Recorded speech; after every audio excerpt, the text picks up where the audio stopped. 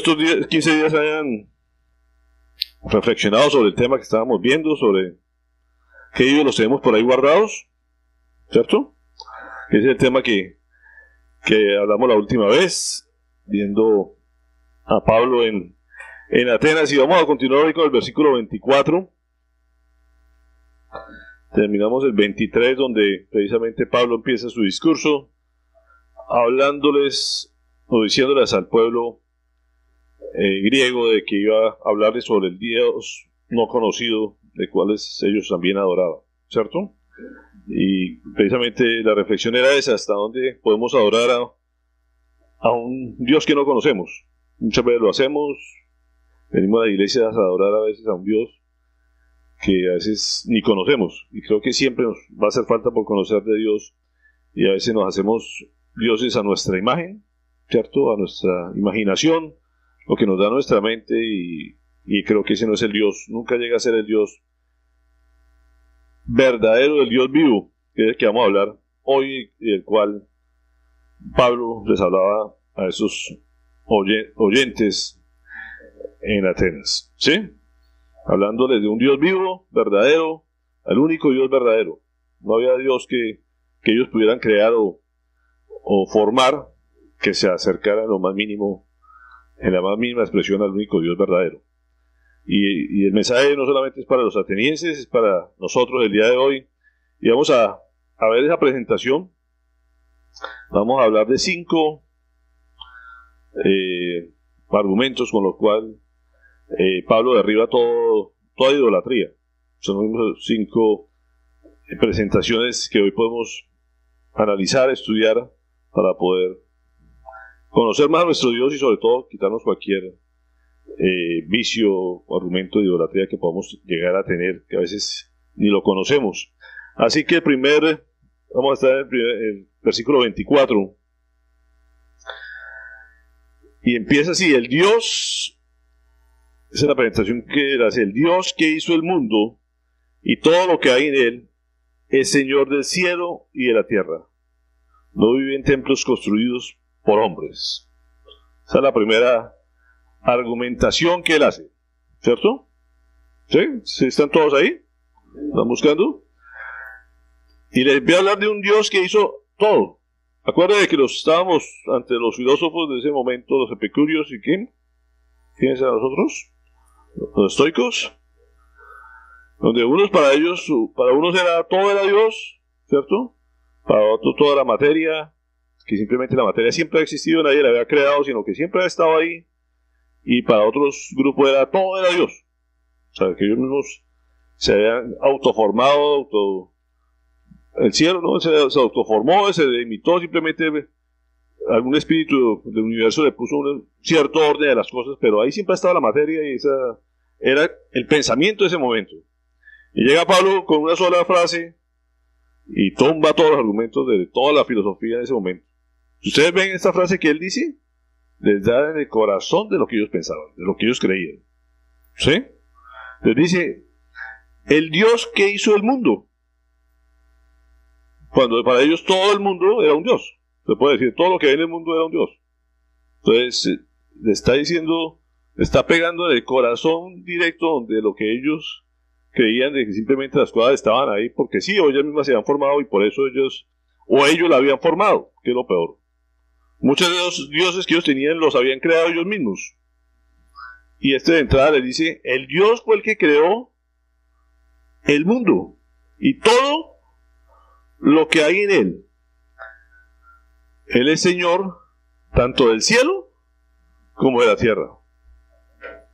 ¿No es cierto? Para nosotros puede ser muy normal. Uno dice: sí, Dios todo lo creó, ¿no es cierto?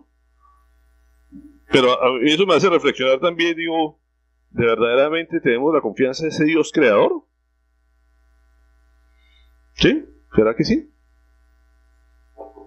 ¿Será que sí tenemos esa confianza? Todo es creado por él. Lo decimos, ¿no es cierto?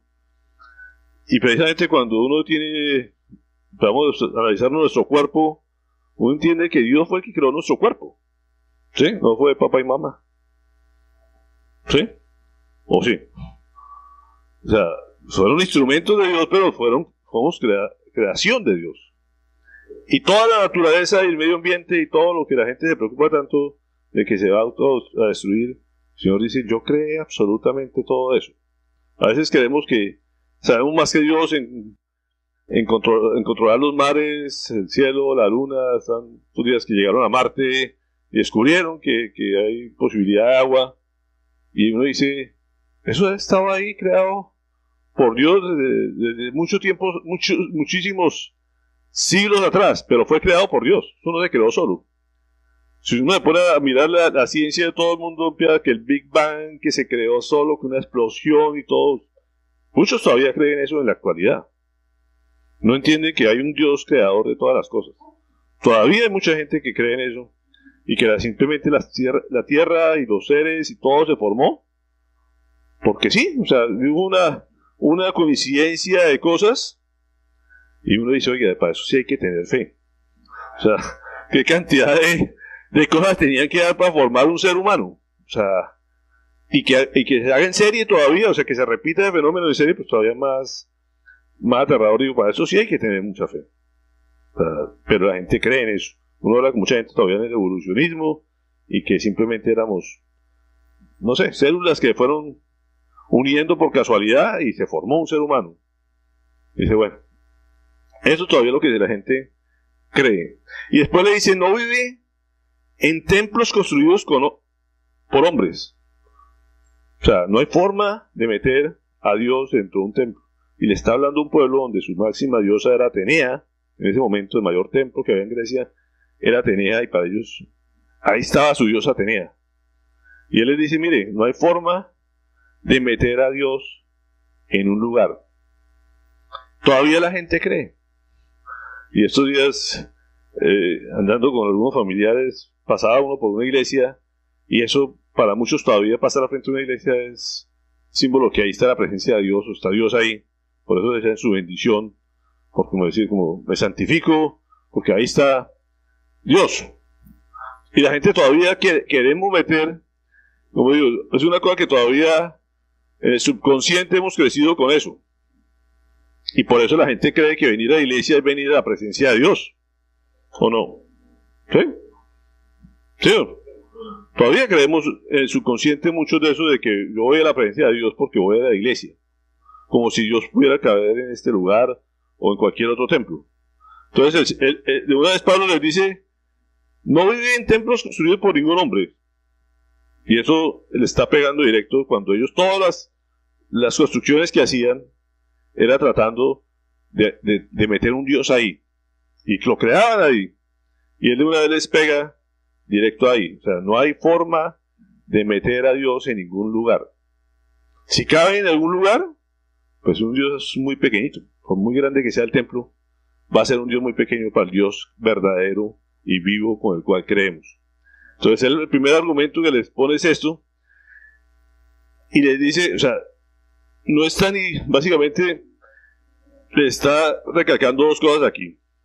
Dios no está ni divorciado de su creación, ni tampoco está preso dentro de la creación. Que son dos posiciones que se dan, como que Dios no está en ninguna parte. Dios se peleó y lo trata de pintar como que está peleado con la creación, como si estuviera divorciado de la creación, porque él no tuvo nada que ver con la creación. Esa es la posición de muchos. Y otra línea extrema que va a decir, no, es que Dios está metido entre la creación y lo podemos ver en la creación o en las cosas creadas por él. Entonces, no está ni divorciado ni está preso, sino que al contrario, siempre ha tenido una relación muy estrecha con todo lo creado. Dios no creó el ser humano ni el planeta Tierra y se olvidó de él. ¿Sí? ¿Sí? ¿Estamos de acuerdo? Sino que sigue estando presente y controlando todas las cosas, pero no está presa por la misma creación. ¿Me explico? No podemos meterlo en la creación y decir que está simplemente en las cosas creadas por él.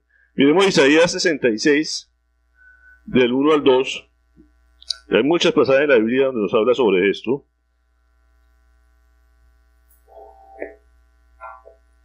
Miren lo que dice el propio Señor.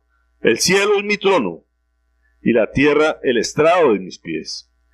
¿Qué casa me pueden construir? Dicen. ¿Qué morada me pueden ofrecer? Fue mi mano lo que hizo todas estas cosas. Fue así como llegaron a existir. Afirma, ¿quién? El Señor.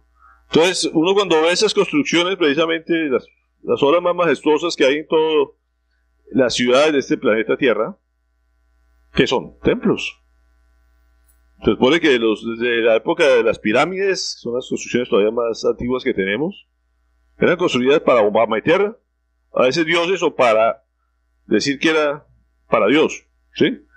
Como si una forma de traer a Dios que tuviera atención sobre el ser humano. Y hasta la fecha. O sea, todos los pueblos, la construcción más grande en cada pueblo que tenemos en nuestros países, ¿cuál es? Las iglesias. O sea, si no hacemos la iglesia un templo grande, el Señor de pronto no va a estar en este pueblo. Esa es la filosofía todavía que hay en el subconsciente. Cuando lo que el Señor nos muestra en el Nuevo Testamento y Jesús viene a decir, mi templo ahora son ustedes, ¿cierto? Yo voy a estar dentro de ustedes. No quiere decir que nosotros somos dioses, sino que el Espíritu del Señor mora en nosotros. Ese es el templo que uno debe estar cuidando, ¿sí? Y no haciendo grandes monumentos. Y por eso dice, o sea, ¿qué construcción me pueden hacer para mí? ¿Qué casa me pueden construir? Si yo lo he hecho. Primera de Reyes 8, 27, 29.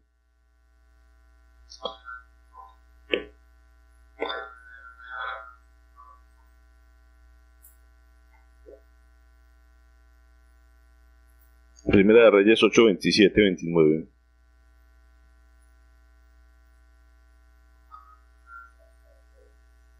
Pero será posible,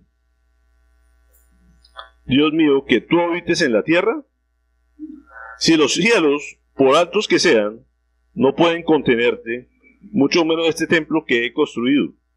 Sin embargo, Señor mi Dios, atiende a la oración y la súplica de este siervo tuyo. Oye el clamor y la oración que hoy elevo en tu presencia. Que tus ojos estén abiertos día y noche sobre este templo, el lugar donde decidiste habitar, para que oigas la oración de tu siervo, que tu siervo te eleva aquí. Fíjense que aquí lo pone muy claro las cosas. No digo que esté mal hacer una iglesia, estar un lugar donde uno se pueda reunir, pero fíjense que aquí nos lo pone muy claro la relación. Dios, en muchas partes de la historia, llegó a habitar en la tierra. No sé si se acuerdan ustedes de unas cosas a mí paradójicas y curiosas que llega a ser cuando estaba en medio del desierto pueblo de Israel. Le dijo, hagan un tabernáculo y mi presencia va a estar ahí. Y la gente, después de que terminó el tabernáculo, llegó a la presencia del Señor en ese lugar. Y uno dice, oiga, ni el universo mismo, que no tenemos ni idea del tamaño que es, no puede contener la presencia de Dios. Fue una creación de Dios. Pero Él puede tomar la figura de venir aquí a la tierra y posarse en un lugar. Lo hizo en el tabernáculo. Lo hizo en el templo de Salomón. ¿Sí? Y él decía, el mismo Salomón decía, o sea, yo sé que el universo no se puede contener, pero la misericordia y el amor de Dios es tan grande que puede llegarse a depositar en un lugar para que la gente se relacione con Él, puedan sentir su presencia. En este lugar puede entrar la presencia de Dios, ¿no es cierto? No podemos limitar que ni por muy grande que sea, eso limita que pueda llegar a este lugar y hacer su presencia y manifestarse en un lugar como lo hizo. La gloria de Dios es así. Estamos hablando de la gloria de Dios. Puede hacerlo y puede manifestarse en un lugar. Y este le decía, oiga, yo quiero simplemente de un lugar donde, porque sé la misericordia tuya, puede estar ese lugar, yo quiero simplemente que me escuches en un lugar donde reunirme contigo. El Salomón lo tenía clara. No era simplemente que ahí lo voy a contener y de ahí no se va a poder salir. ¿Sí? Simplemente la misericordia de Dios que tiene de venirse a ese lugar y posar en un lugar. Lo hizo a través de la historia del pueblo de Israel para que lo conocieran. Lo hizo en Jerusalén. Y así lo veremos algún día a nuestros ojos volviendo a entrar a Jerusalén. Y su mayor obra, ¿qué fue? Venirse en un cuerpo humano que fue Jesucristo, ¿cierto? Y andar como nosotros. ¿Estaba Dios ahí? Era Dios. ¿Sí? O sea, por muy pequeño que sea, o muy grande que sea, no hay nada que lo pueda contener ni limitar, pero en su misericordia lo puede hacer. ¿Explico? Y eso es lo que la Biblia nos dice aquí. Pasamos al siguiente versículo.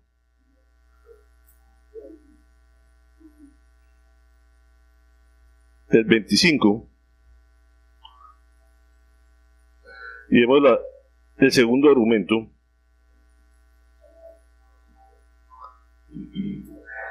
Dice, ni se deja servir por manos humanas como si necesitara de algo. Por el contrario, Él es quien da a todos la vida, el aliento y todas las cosas. Fíjense que aquí viene la segunda argumentación de Pablo. Todos los dioses que ellos tenían eran creaciones de ellos. ¿Sí? ¿Para qué? Básicamente para que le sirvieran esos dioses a ellos. ¿Sí? ¿Sí o no? Ellos creían, bueno, creamos un dios de la lluvia. Entonces hacían una figura de lluvia o de alimentación o lo que fuera, del pan, de todo lo que ellos se imaginaran. ¿Sí? Y decía, vamos a llevar unos sacrificios, vamos a hacerlo bien bonito, vamos a ponerle flores, vamos a ponerle...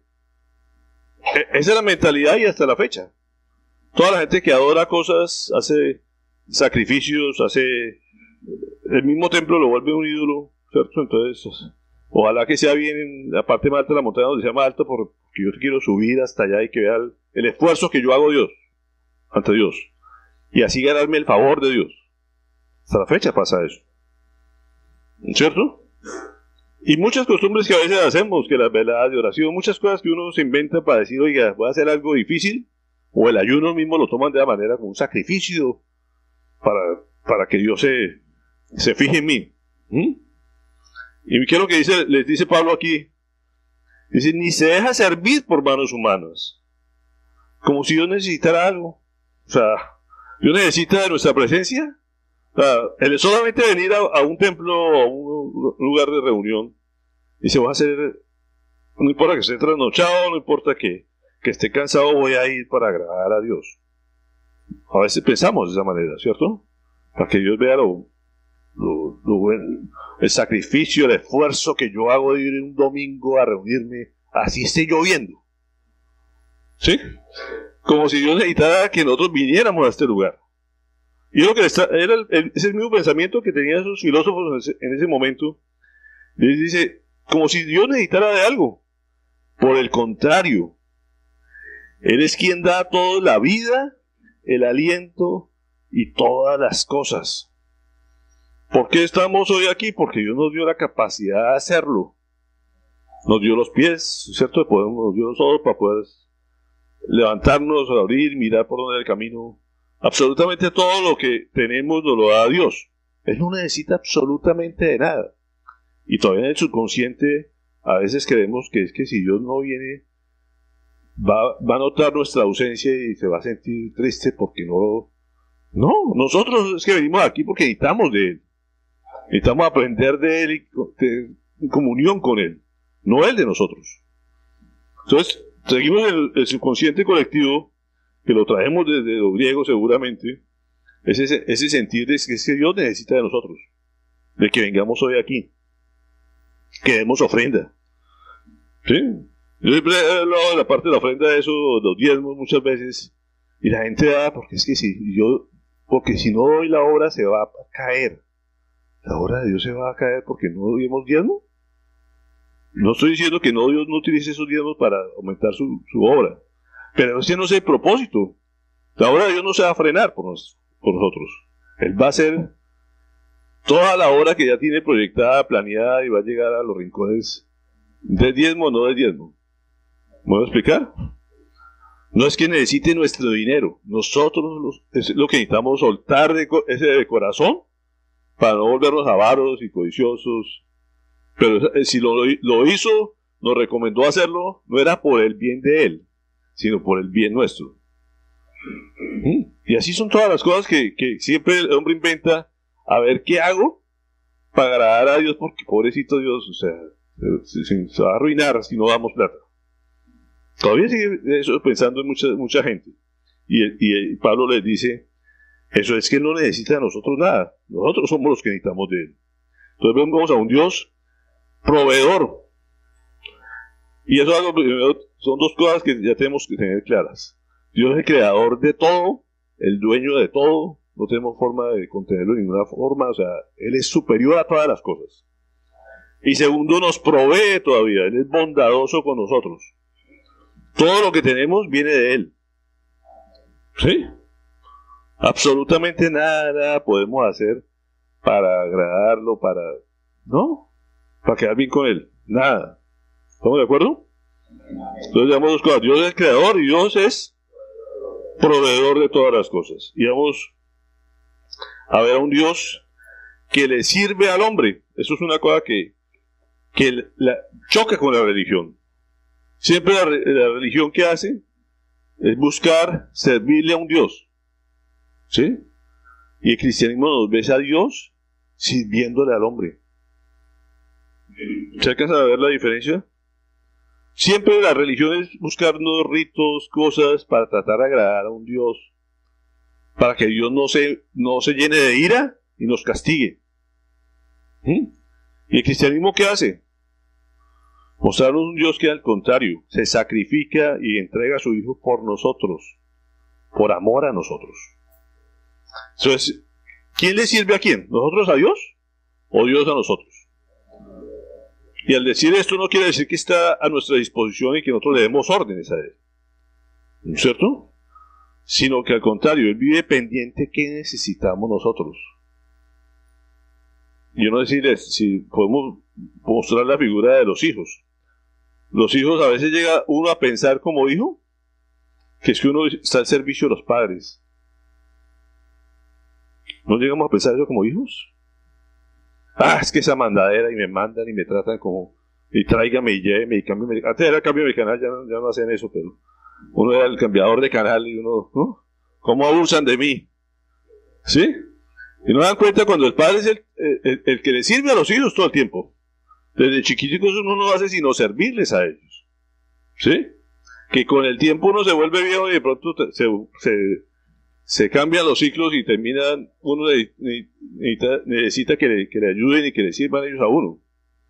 ¿Cierto? Pero con Dios no se envejece y no le pasa eso. Él al contrario siempre está sirviéndonos a nosotros, como Padre.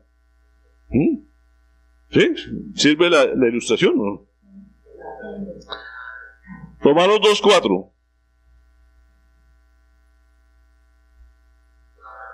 Dice, ¿no ves que desprecies las riquezas de la bondad de Dios, de su tolerancia y de su paciencia?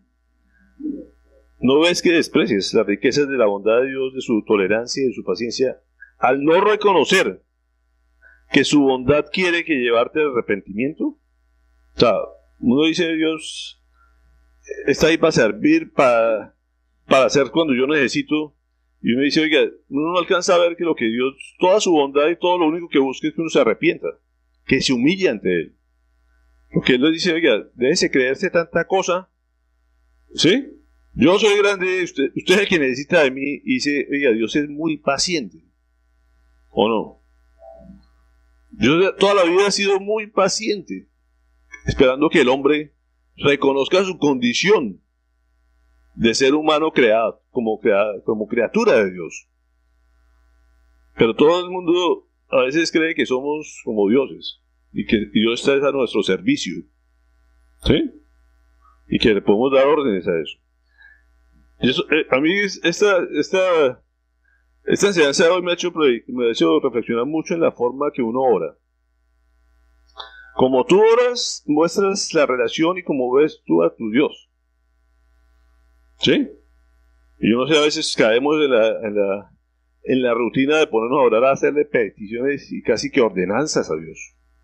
Dame, hazme, ayúdame, o sea, y uno dice, oye, Dios sí se complace, está pendiente de nuestras cosas, pero no es nuestro esclavo, ¿cierto? Y dije, yo creo que Dios dice, yo veo a un Dios que dice, se ríe y dice, ay, estos pidiendo las vainas que yo se les di, o sea, que ya saben que tienen a su disposición y estos se creen que me pueden dar órdenes a mí, decirme qué les doy. ¿Sí? Y que como que creen que saben qué es lo que les conviene a ellos cuando no se dan cuenta que yo soy el creador de ellos, que yo les he dado todo lo que necesitan, ¿cierto?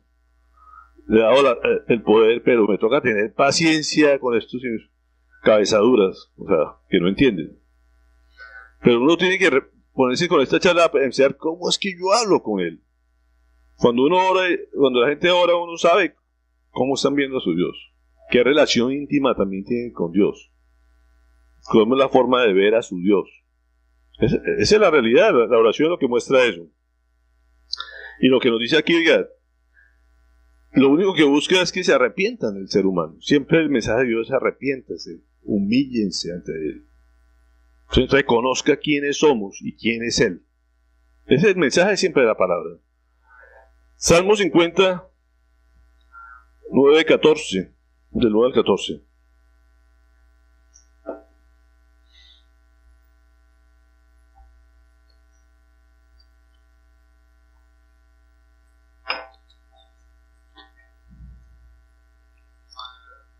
Vuelve y nos dice, no necesito becerros de tu establo, ni machos cabríos de tus apriscos, pues míos son los animales del bosque, y mío también el ganado de los cerros. Conozco a las aves de las alturas, todas las bestias del campo son mías.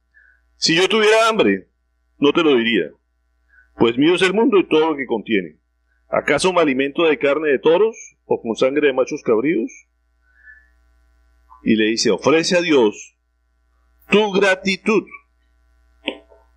cumple tus promesas al Altísimo. ¿Qué está diciendo? Aquí no, yo no necesito que me traigan, como decía, ofrendas. Antes ofrendaban con animales, esa era su economía antes. ¿Sí? Y la gente dice, yo a la iglesia conozco gente que va solamente a la iglesia a llevar el diezmo, porque dice, es un buen negocio. ¿Sí? Yo no creo mucho en lo que dicen allá, pero eso sí estoy seguro que si uno lleva a Dios, Dios me multiplica eso. Y muchos también predican eso. Traiga aquí sus ofrendas para que Dios le multiplique y le vaya bien económicamente. Como si Dios necesitara esa plata. ¿No? Y le dice, yo lo que quiero que vengan aquí es con un espíritu de gratitud. Que se vengan y se humillen. ¿Sí? Reconozcan, no es que se humillen y que se maltraten y que se flagelen. Lo que necesita es que reconozcamos quiénes somos nosotros y quién es Él. Eso es humillarse. Reconocer uno qué es. ¿Sí? Y a eso debemos venir acá. Venimos acá porque necesitamos de Dios. ¿Sí? Y uno viene con la actitud de aprender cada día más y conocer más a su Padre. No venimos aquí para ser salvos. No venimos aquí para hacer un favor a Dios. ¿No es cierto? Venimos aquí con el deseo de conocer porque sabemos que nuestra insignificancia, podemos decir, necesitamos de nuestro Dios. Y queremos cada día aprender más de Él para tener una relación más íntima con Él. Y por eso dice, cumple tus promesas al Altísimo. Miqueas 6:8. Miqueas, ¿sí se acuerdan de Miqueas? Ahí está, existe Miqueas.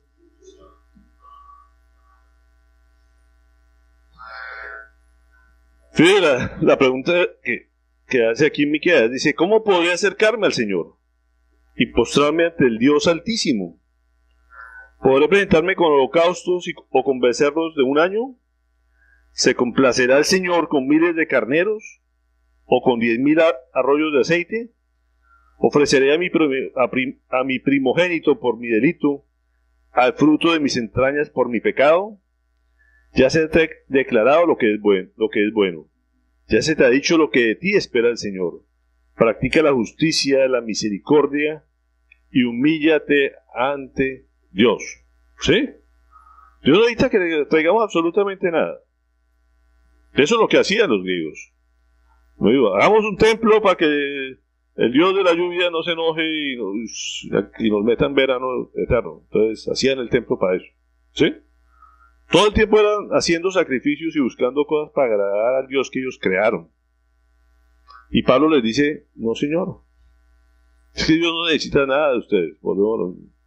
Humíllense ante Dios. Hagan obras de misericordia, es lo que le está diciendo. Practiquen la justicia. Esas son las cosas que le agrada a Dios. Por eso es que los pueblos son bendecidos cuando hacen justicia, ¿cierto? Cuando hacen misericordia y sobre todo que reconocen su condición como pueblo de que necesitan de Dios. Si eso lo hacemos a manera individual, familiar y colectivo como ciudad, Dios bendice. ¿Sí? No necesita que le hagamos altares, los grandes templos ni catedrales a Dios. Él lo que quiere ver es eso, de verdad, que verdaderamente se humille para poderlos bendecir más. ¿Sí? ¿Por qué? Ahorita uno reflexiona eso. ¿Por qué será que Dios quiere eso? Porque si no pasamos a ser como los estoicos que nos creemos unos dioses también. Si uno no reconoce su humanidad, termina pasándose al otro lado de que todos somos dioses. Y por eso el Señor dice, humíllense mi pueblo. ¿Sí? Y enseguida pasamos al 26. Y nos da la tercera característica del Dios verdadero y vivo. Versículo 26. ¿Listo? De un solo hombre hizo todas las naciones para que habitaran toda la tierra, y determinó los periodos de su historia y las fronteras de sus territorios.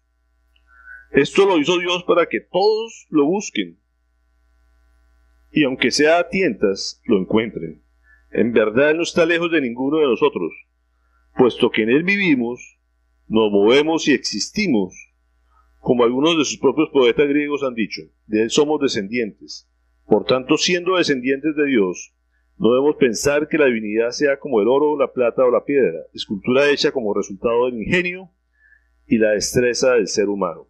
Y aquí les pega otro dardo al corazón de estos filósofos.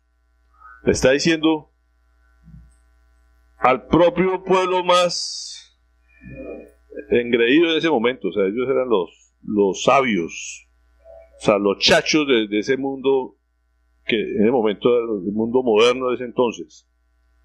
¿Sí? Los romanos lo respetaban, o sea, los romanos eran poderosos militarmente, pero ante la inteligencia de los griegos, ¿cierto?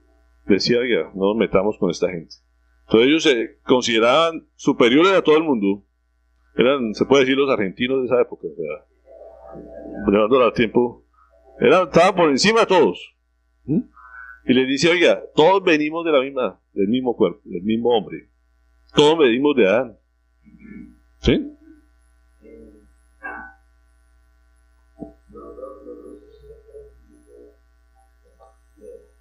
Eso es lo que dice todas las razas humanas.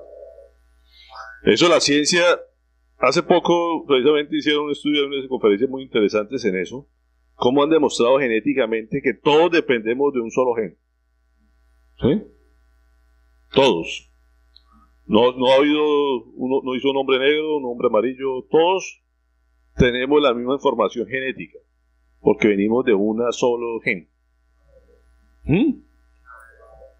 Todos, aunque no lo creamos, o sea, pero es la realidad, y eso está demostrado científicamente. Cada vez han llegado a la ciencia a ver eso.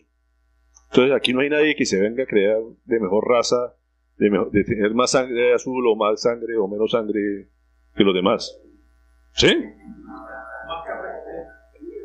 Y Dios en su sabiduría se lo dijo a Pablo, y Pablo se lo está diciendo a los griegos. O sea, aquí no se quedan más que los judíos, más que los otros, es que todos venimos del mismo padre Adán. Sí, eso es lo que le está diciendo de entrada, dice, de un solo hombre.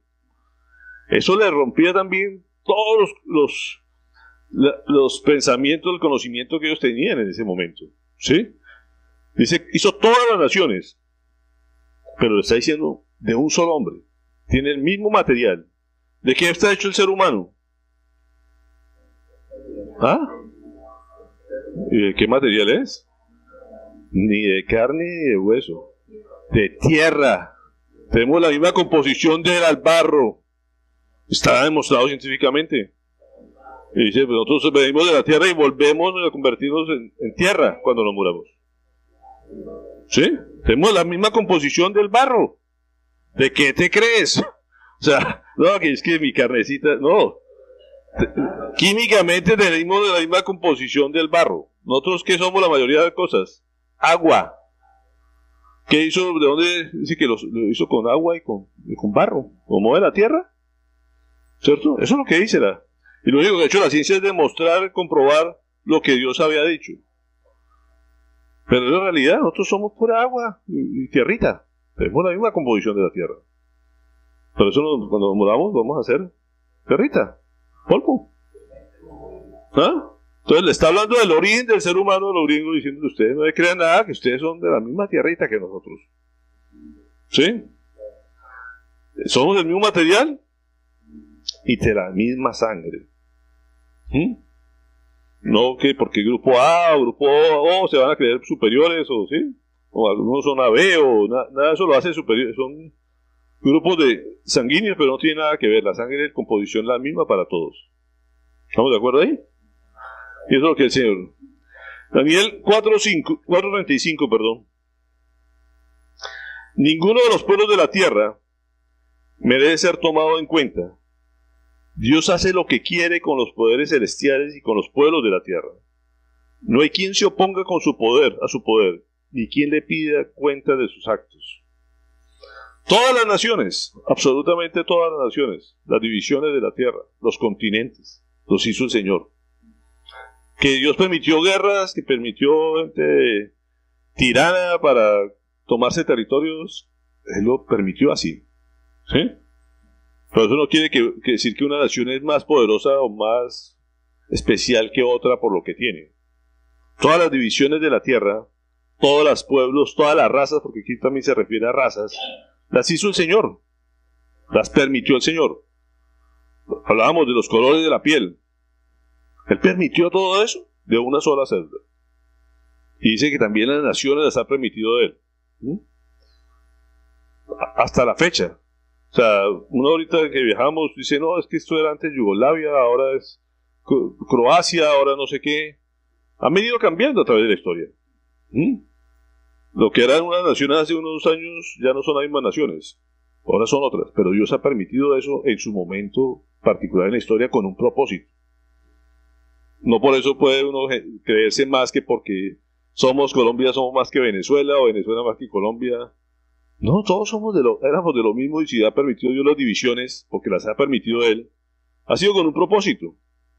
Pero todas son iguales ante los ojos de Dios. ¿Sí? Nosotros no fue que logramos, que por la batalla tal, logramos X territorio, y fue por nuestra fuerza, por nuestra barraquera, ¿no? Porque Dios lo permitió y lo quiso así. Sí, eso es lo que dice la palabra. Isaías 46:10. Yo anuncio el fin desde el principio, desde los tiempos antiguos.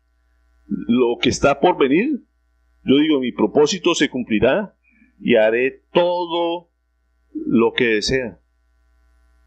¿En manos de quién estamos? De Dios, porque Dios es ¿qué? Dios es Rey. ¿Sí? Dios es el que gobierna. No sé si nos pasamos ahí. Tercer punto era Dios es Rey. Dios es el que gobierna. Dios es el que manda en las naciones y en los pueblos y en todas las razas. Entonces tenemos tres características que Pablo le está diciendo ahí. Dios es creador, Dios es proveedor, y Dios es soberano, Dios es Rey. Estamos hasta ahí de acuerdo. Esos son los tres razonamientos que le está dando.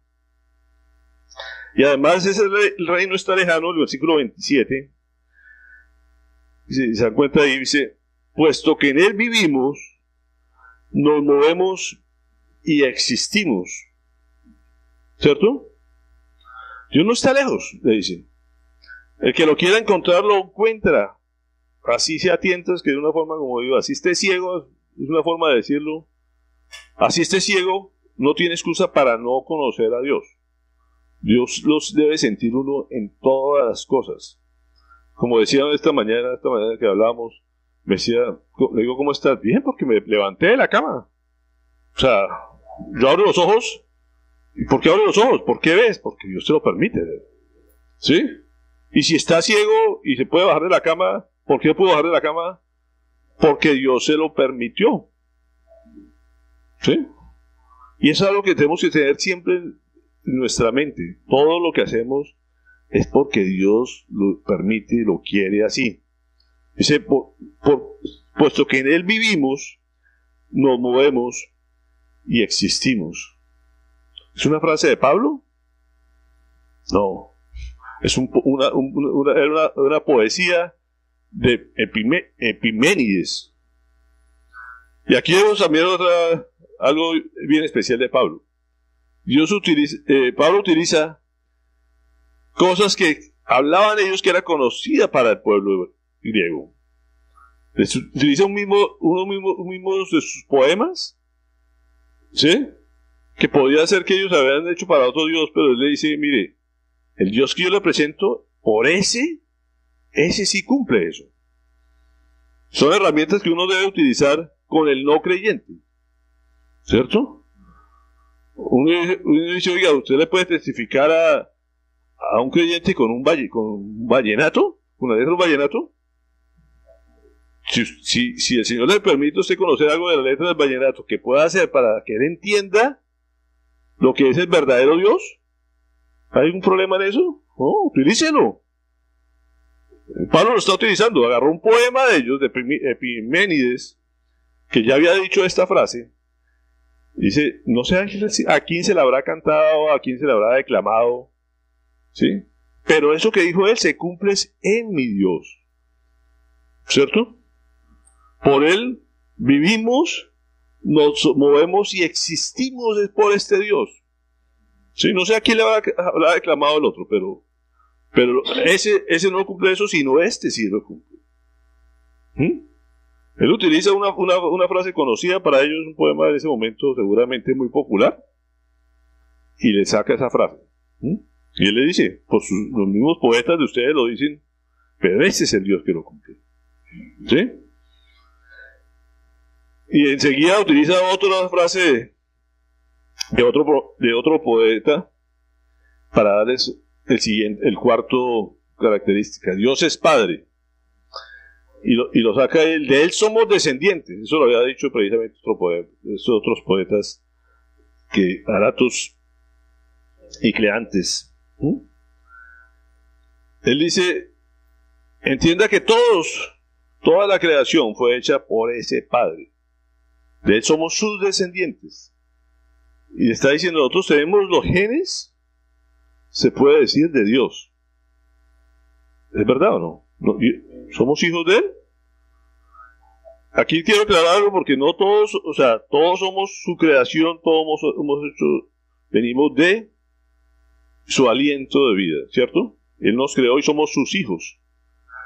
Pero por la desobediencia del hombre, perdió esa facultad de ser hijo de Dios, para ser criatura de Dios. ¿Por qué? Porque Dios es santo. Dios no puede convivir con el pecado. ¿Quién se alejó de Dios? El hombre. Dios no se alejó del hombre. Dios siempre ha estado ahí.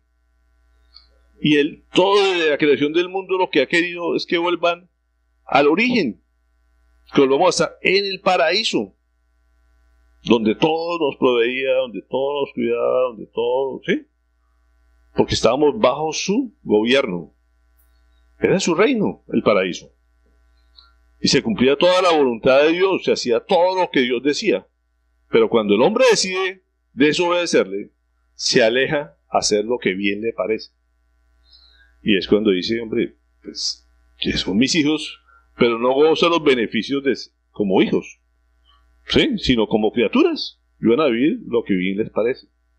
Igual que el hijo que se va de casa por desobediente. ¿Sí? No deja de ser hijo, ¿me explico? Pero goza los beneficios del hijo porque ya no está en la casa. Y eso fue lo que pasó con el ser humano. Y el Señor, toda la historia de la humanidad es, arrepiéntanse, humíllense y vuelvan a depender de mí. Ese es el discurso de toda la Biblia. ¿Sí? Pero no podemos olvidar lo que le está diciendo. Dice, todos somos descendientes. blanquitos, rubios, morenos, amarillos, todos venimos del mismo Padre. Solamente que el hombre desobedeció, y por eso cuando nosotros nos arrepentimos, nos humillamos ante Él, y decimos, quiero volver a la casa, Él dice, ahora son nuevamente mis hijos. Eso es toda la historia de la humanidad. ¿No lo voy a explicar? Y Él dice, todos venimos, le está diciendo, todos somos descendientes de Él, así como lo decía Aratoicle antes. Y nos hizo a su imagen. ¿Sí se acuerdan de eso? En la creación somos hechos a imagen y semejanza de Dios. Y es importante definir eso porque somos parecidos a la forma de Dios, se puede decir. Dios tiene cierta forma y cierta anatomía, podemos decir. ¿Sí? No es un espíritu, una energía. Dice que somos a imagen de Él. ¿Sí? Y nos parecemos en muchas cosas a Él, pero no somos dioses. Por eso somos semejantes. ¿Cierto? Es como cuando uno se mira al espejo. Entonces uno ve el espejo y ve la imagen de ella, pero ese no soy yo. Podríamos decir. ¿Sí? Y los podemos ver distorsionados, nos vemos más gordos, más altos del cuerpo del espejo, ¿cierto? Y ese no somos nosotros, o sea, el que está en el espejo. Somos semejantes, somos un reflejo de Él, pero no somos dioses. ¿Sí? ¿Hasta ahí claro? Y el quinto, y ahí les mete el último golpe mortal, se puede decir, a todos los pensamientos de ese momento. Pasemos al versículo 30. Pues bien, Dios pasó por alto aquellos tiempos de tal ignorancia. Y ahora pausa ahí. De una vez está diciendo, mire, todo esto es la realidad de la humanidad. En unos cuantos versículos. Le rompe a ellos todo el pensamiento, todo lo que ellos creían. Y después les dice, Dios pasa por alto toda su ignorancia. Le está diciendo a los sabios de ese momento, a los más inteligentes que se suponen admirados por el mundo. Y le está diciendo Pablo diplomáticamente, ustedes son unos ignorantes. Dios pasa por alto toda esta ignorancia. ¿Sí? Pero ahora manda a todos en todas partes que se arrepientan. Él ha fijado un día que juzgará al mundo con justicia por medio del hombre que ha designado. De ello ha dado pruebas a todos al levantarlo de los muertos. Y a resumen está diciendo eso. Ustedes son idólatras, han creado sus propios dioses, se creen mucho, ¿cierto? Creen que se las saben todas, que son de mejor familia. Y le dice, qué pena. Todo esto lo creen porque son ignorantes, porque no conocen la verdad. ¿Por qué la gente todavía sigue siendo tan cabecidura en la actualidad? Por ignorancia. ¿Sí? Porque nadie se ha atrevido a veces a contarle la verdad. ¿O ha cambiado mucho el pensamiento de ahora a lo que era en esta época de los griegos? No. ¿Por qué la gente vive tan orgullosa? O sea, por donde uno anda encuentra gente altiva, ¿cierto? Que se creen inmortales. Esta gente se cree inmortal. Ellos creían en la inmortalidad. Ellos decían, nosotros morimos, pero esa materia se vuelve a formar y otra cosa aparecerá, ¿cierto? Pero la materia no se destruye. Ese es el pensamiento de muchos de ellos. Pero no creían en la resurrección. Son dos cosas completamente diferentes. La inmortalidad no es lo mismo que resurrección. Y mucha gente hasta fecha dice, yo creo en la reencarnación. O sea, yo me muero y puede ser que después, por coincidencias, por vainas de la naturaleza, se forme de pronto un animal o una flor o en otra persona. ¿Sí? Pero eso no se destruye. Pero de que resucite esa carne y que vuelva a tener esta carnecita y todo después de un accidente, después de una quemadura, no importa cómo haya muerto, es que se resucite. Eso no, a nadie, hasta la fecha todavía la gente no cree en eso. Y les dice eso. O sea, ustedes todo eso lo hacen por ignorancia, pero hay uno que va a juzgarlos. Y eso, para ellos, eso nunca había existido. Como para la gente todavía se comporta y actúa como que nunca nadie los va a juzgar. Fíjate, el mensaje sigue siendo contemporáneo, ¿cierto? Van a tener que dar cuenta de esto. Porque Dios a través de la historia no ha hecho sino mostrar la verdad para sacar a la gente de la ignorancia. ¿Por qué la gente actúa como actúa? Por ignorancia. Por eso no somos nosotros quienes para juzgarlos. ¿Cierto? Tendemos a juzgar a la gente. ¿Por qué se comportan así? ¿Por qué son así? Pues son así porque no conocen la verdad. Nosotros somos llamados a mostrarles la verdad, que es la palabra del Señor. ¿Sí? Pero nosotros éramos igual de ignorantes. Y seguimos siendo ignorantes muchas veces en ver la magnitud de lo que es Dios. Y los que oyeron la charla que les pedí que vieran el domingo pasado. ¿Sí? A mí me encanta el tema de la oración del pastor, ¿se acuerdan? Que oraba para que callara lo del bar y el bar se cae un rayo. Y resultó que el dueño del bar tenía más fe en Dios que el pastor. ¿Sí?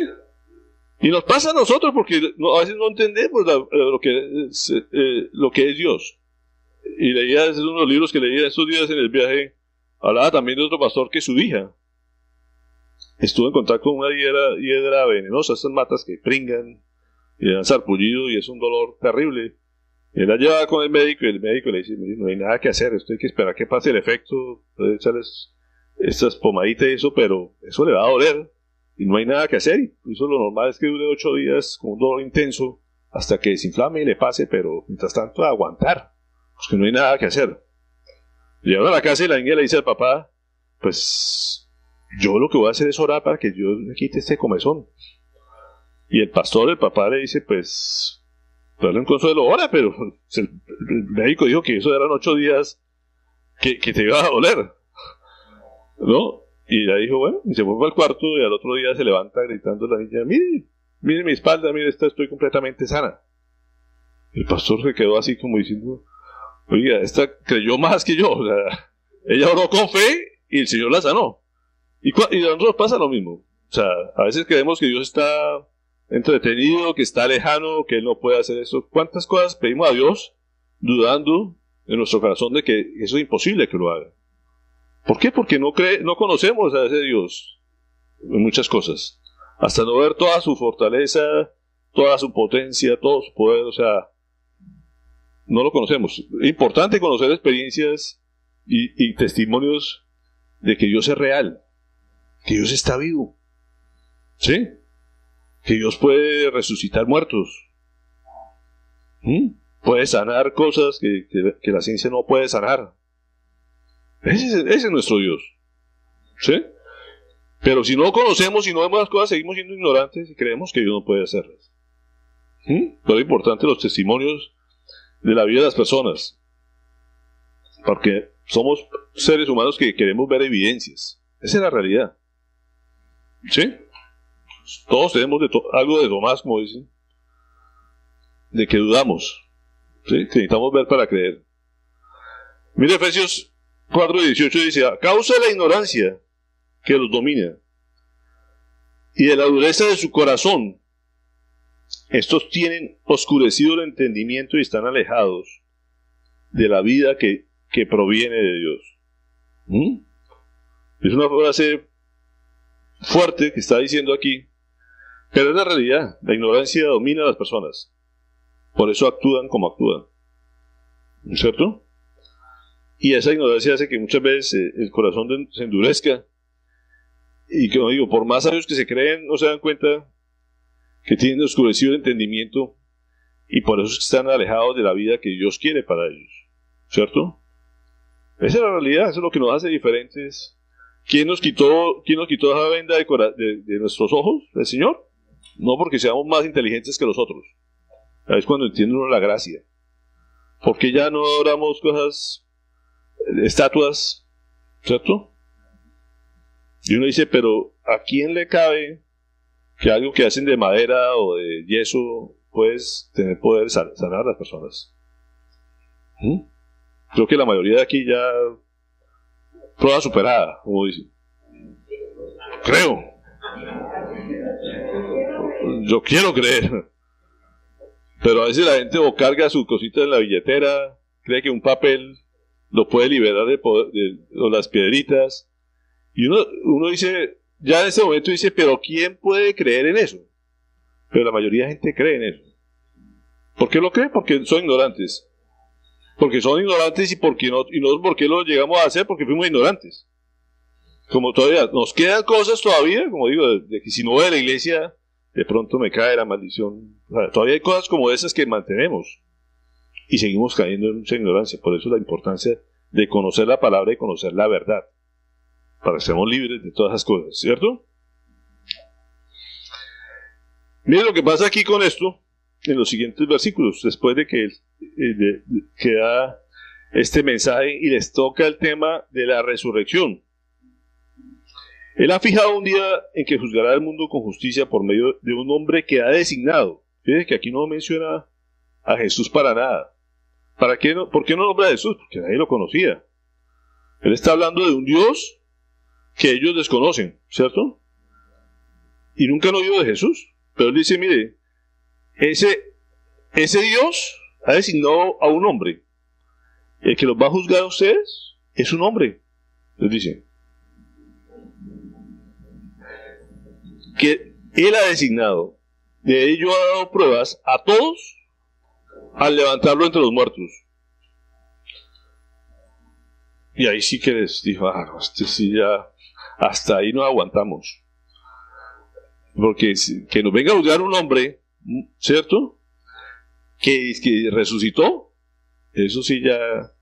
Y fíjense la reacción de ellos, cuando oyeron de la resurrección, unos se burlaron, se rieron.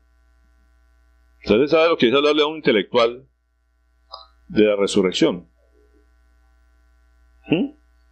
Todavía ni la ciencia ni los médicos creen eso. O sea, todavía la medicina cree en una resucitación, que es diferente a una resurrección. La resurrección es que ya está muerto, o sea, no hay nada que hacer. Si a uno como médico le dice, no, es que estuvo 3 días muerto y se levantó, eso cuesta creerlo. ¿Cierto? ¿Sí o no? Todavía.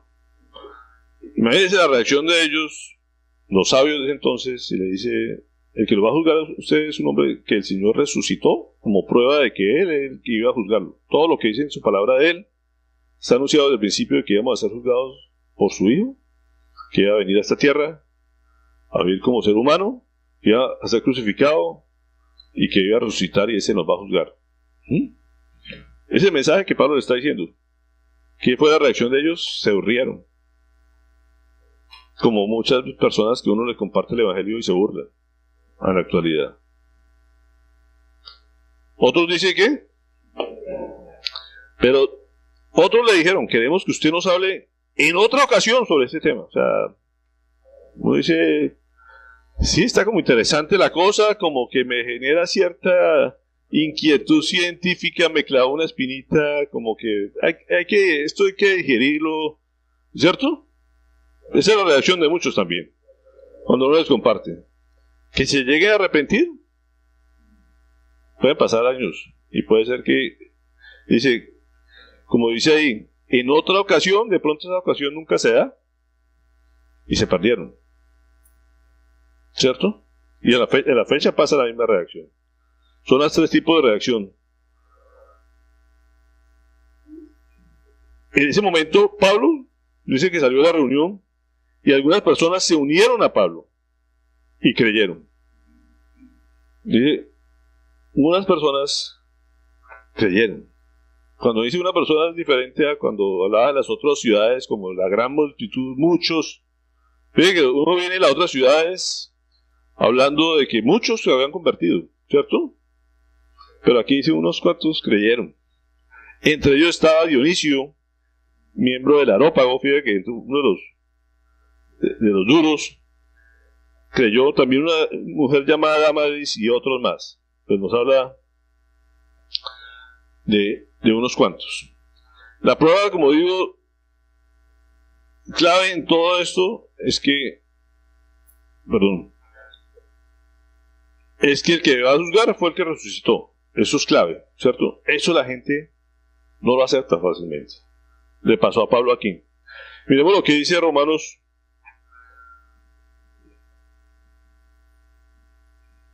1:19 al 22.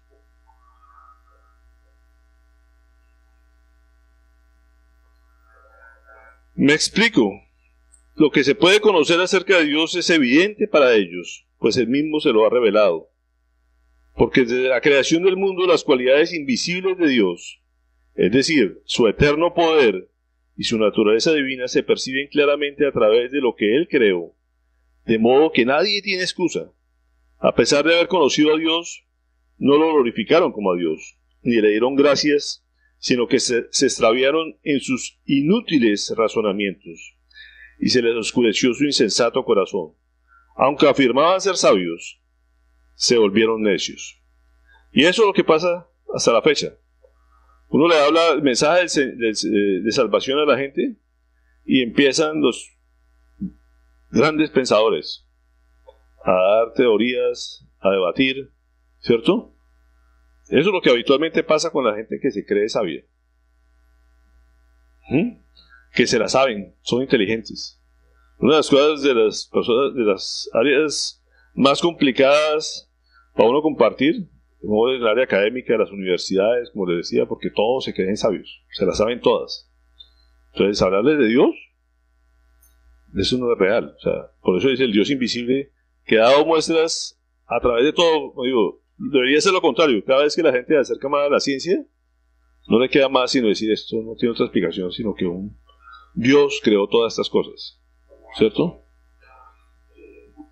Muchos de los científicos dicen definitivamente tiene que haber algo, o sea, ¿sí? Pero otros, como digo, se enceguecen en su conocimiento, en sus racionamientos y se niegan a aceptarlo. Eso es lo que dice, se aferran a su racionamiento, y cuando uno le quiere meter lógica a esto, se queda ahí enredado, y esto no es de lógica. Y el Señor lo está diciendo. Y le pasó, como digo, a Pablo, el gran predicador, en Atenas. Como le decía, Atenas es el centro, se puede decir, del conocimiento en ese momento. Los que se creían sabios. Y es algo que los cuales uno tiene que ser humilde de corazón, de decir, yo no me las sé todas. Y cuando hay cosas que no me puedo explicar, simplemente tengo que aferrarme a la fe y decirles, uno cree es por fe. Sencillamente. Pero que tiene que haber algo, la naturaleza me grita que hay algo superior. Esto no pudo haber sido de la nada. No pudo ser casualidad, no pudo ser coincidencia de multitud de cosas que sucedieron para que esto se diera. ¿Cierto? Y entonces tengo que creer que hay algo más superior y que me formó, y que simplemente no me queda sino arrepentirme y humillarme. Pero estas dos posiciones, unos se ríen, otros dicen déjenmelo masticar, y otros dicen no me queda más que creer. Le pasó a Pablo, decía un hombre que estaba acostumbrado a que se convirtieran cientos, miles, y en esta ciudad que la gente se aferraba al conocimiento, solamente unos cuantos mencionan que se salvaron. Yo digo, ¿valdría la pena que Pablo llegara a Atenas?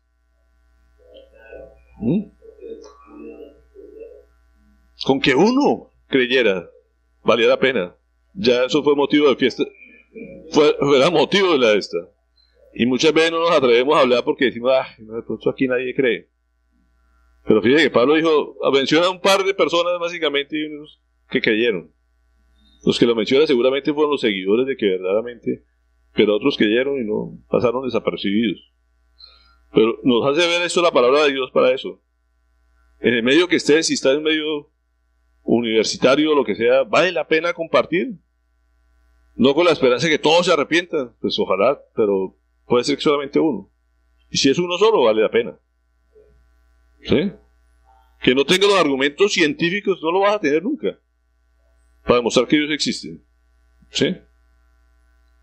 Pero deja la inquietud de la gente y de pronto Dios es el que lo convence, porque Dios es el que hace el convencimiento para que se salve. Los padres, a veces los padres desconocidos, que el hijo ya sabe mucho, fue a la universidad y yo no he tenido esa escolaridad, y entonces ¿cómo le explico a mi hijo? Entonces cuéntele lo que el Señor le dice que le debe contar. Si él cree, es porque Dios lo convenció. ¿Sí? Uno no debe ser quien convence a las personas. Y terminemos con 1 Corintios 1, 26 al 31.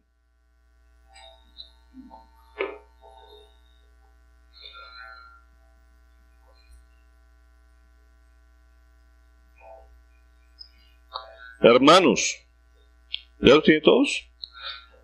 Consideren su propio llamamiento. No muchos de ustedes son sabios según criterios meramente humanos. Ni son muchos los poderosos, ni muchos los de noble cuna. Pero Dios escogió lo insensato del mundo para avergonzar a los sabios, y escogió lo débil del mundo para avergonzar a los poderosos. También escogió Dios lo más bajo y despreciado, y lo que no es nada, para anular lo que es, a fin de que en su presencia nadie pueda jactarse. Pero gracias a Él, ustedes están unidos a Cristo Jesús, a quien Dios ha hecho nuestra sabiduría, es decir, nuestra justificación, nuestra santificación y redención, para que, como está escrito, si alguien ha de gloriarse, que se gloríe en el Señor. ¿Sí? Y aquí hago la claridad, dice, ¿nadie tiene excusa? Para después dice, el día que esté en el juicio, decir, yo no creí porque es que el que me mandaste a que me explicara no era lo suficientemente sabio para yo entender. ¿Sí? Pero tampoco es nadie tampoco sabio para decir, es que yo no tenía la sabiduría suficiente para poder explicar, y por eso nunca hablé de ti. ¿Sí? Tenemos que mirar las dos áreas ante Dios no vamos a tener excusa, ni de un lado ni de otro. Es lo que el Señor nos muestra aquí. Porque muchas veces nos pasa, yo no comparto porque no sé, todavía no he estudiado lo suficiente. Dios le dice simplemente, comparte lo que ya sabes. ¿Sí? El que crea es problema mío. ¿Sí o no? Porque yo soy el Dios que lo cree, sé por dónde, al momento que quiero que crea, lo voy a hacer que crea, porque yo lo creo. Yo estoy interesado de darle todo mi amor, porque yo soy el proveedor. ¿Sí? Y no olvide que yo soy el rey y el soberano de todas las cosas. Tengo en control todo, a mí nada se me sale del control. ¿Sí? Eso es lo que el Señor nos está diciendo y lo que tenemos que tener claro. No es por obra nuestra. Lo único que nos llama es que nos humillemos y digamos, yo soy un instrumento tuyo, estoy en tus manos, haz conmigo lo que quieras y utilízame de la forma que quieras. Pero yo dependo simplemente en ti. Toda mi confianza está en ti porque entiendo lo que eres. ¿Cuánto le ha dado miedo orar por un enfermo? No levanten las manos, pero sé que ha pasado muchos enfermos por el frente de ustedes seguramente. ¿Y cuántos han atrevido a orar públicamente por ellos? Públicamente, porque no, desde mi casa yo me encierro y oro, ¿no? Y entonces después, ¿quién va a saber que el que hizo la obra fue Dios? Y si se sana la persona, no digan, es que fue porque yo oré. No, tampoco, o sea, es que usted tiene que orar en el nombre de Jesús y que Dios haga la obra en él para que usted no se glorifique, sino glorifique el Señor. Y usted sale y si la persona se sanó, hasta luego, me voy. Que lo sanó fue Dios y no espera que le den la gloria a usted. Salga corriendo. Para que no vaya a caer en la tentación de creer que usted hizo la obra. Todo usted ore, dígalo en el nombre de Jesús. El que va a hacer la obra aquí es Jesús. Y si la hizo, hasta luego. Pero es soberano para hacerla. Por eso no diga, es que yo tengo el poder, porque después dice, entonces ya me sanó uno, voy por el segundo y el tercero, porque yo ahora tengo el poder de sanar. ¿Sí? Y tráigamelos todos, porque, ¿no? Y ahí es cuando ellos se creen que son ellos, ahí es cuando el Señor le dice, ya no me sirves de siervo, te endiosaste, yo soy el único Dios. Pero Pero hay que hacerlo. ¿Sí? ¿Por qué? Porque ese es el Dios verdadero, real, que resucitó y está vivo. ¿Sí? Dios no se quedó muerto, no se quedó en la cruz. Fíjense que aquí vale la pena la aclaración. ¿Cuándo menciona Pablo la cruz en ese discurso? ¿Ah? No encuentras en ninguna parte de la cruz. Él habla de la resurrección y por eso quiero hacer énfasis en eso. Pablo hace el énfasis, es el Dios resucitado, no el Dios crucificado. Nunca menciona la cruz. O sea, era necesaria la cruz para que pagara un castigo. Pero el Dios está vivo. Resucitó. Y es lo que Él quiere que la gente entienda. Ya no es un Dios Cristo crucificado para ir a adorar la cruz o para ir a adorar al crucificado. Dios está vivo. Y eso es lo que Él quiere que la gente entienda. El mismo Dios que está hoy aquí. Es real. El mismo poder con el que sanó paralíticos, que le dio vista a los ciegos, es el mismo Dios que está hoy vivo en medio nuestro. Y ahí empieza a ver las caras dudosas de incredulidad. ¿Somos así? ¿Sí? Y eso es lo que debemos reflexionar. Dios sigue manteniendo el mismo poder, ¿sí? Y nos dice de crear dioses que se acomoden a lo que usted cree. Eso es idolatría. ¿Sí? Cuando usted le pone limitaciones a Dios, está haciendo su propio Dios. ¿Me explico? ¿Usted cree que Dios no puede sanar a la gente? Dios no puede sanar ese tipo, ese matrimonio que está totalmente desbaratado, o no es capaz de transformar a ese sinvergüenza que es tramposo, vividor, mujeriego. Usted está creando su propio Dios, y ahí se convierte en idolatría. ¿Explico? Lo grave que es esto. Usted tiene que conocer al verdadero Dios y estar enamorado y convencido del Dios verdadero. Si usted cualquier limitación que le ponga, usted está haciendo su propio Dios.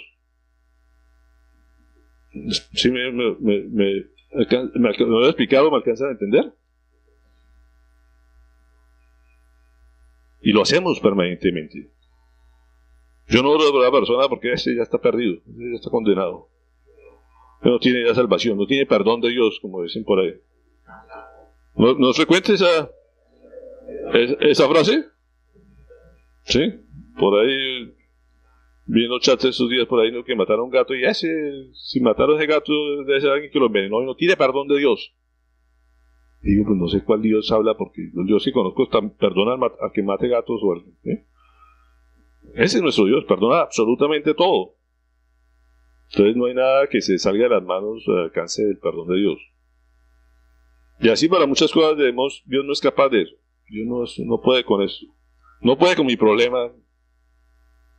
O no, muchas veces no lo vemos así. Por eso es que nos desesperamos y nos angustiamos, porque a Dios le quedó grande mi problema. ¿Sabes de qué tamaño es tu Dios? No es el mismo Dios que yo conozco. Nosotros vemos nuestros problemas enormes y a nuestro Dios chiquitico. Cuando nuestros problemas son más grandes que nuestro Dios, estamos creando un Dios que no es el verdadero. ¿Sí? Entonces, ¿por qué nos preocupamos? ¿Sí?